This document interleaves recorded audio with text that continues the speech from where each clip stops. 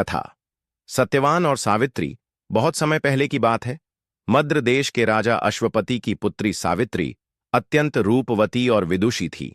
जब विवाह योग्य हुई तो स्वयंवर के लिए योग्य वर की खोज में निकली। अपनी यात्रा के दौरान वह एक तपस्वी युवक सत्यवान से मिली, जो अरण्य में अपने अंधे पिता के साथ रहता था। सत्यवान अत्यंत तेजस्वी और धर्मपरायण था।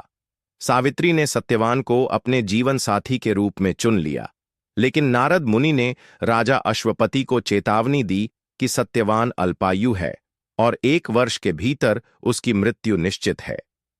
परंतु सावित्री अपने निर्णय से पीछे नहीं हटी।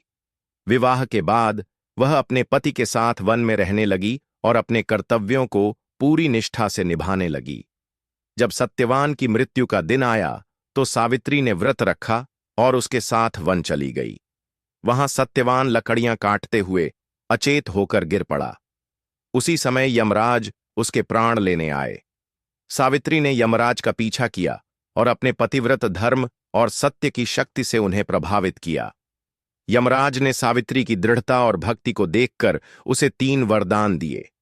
सावित्री ने पहले वरदान में अपने ससुर की नेत्र ज्योति और राज्य वापसी मांगी।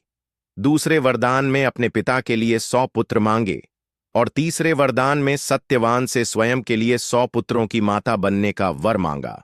यमराज ने अनजाने में यह वरदान दे दिया और जब एहसास हुआ कि सत्यवान को जीवित किए बिना यह वरदान पूरा नहीं हो सकता, तो उन्होंने सत्यवान को जीवन दान दे दिया। इस प्रकार सावित्री अपने पति को पुनः प्राप्त करने में सफल हुई। शिक्षा। यह कथा पतिव्रत धर्म, दृढ़ निश्चय, सत्य और भक्ति की शक्ति को दर्शाती है। यह हमें यह भी सिखाती है कि धैर्य और अडिग विश्वास से असंभव को भी संभव बनाया जा सकता है।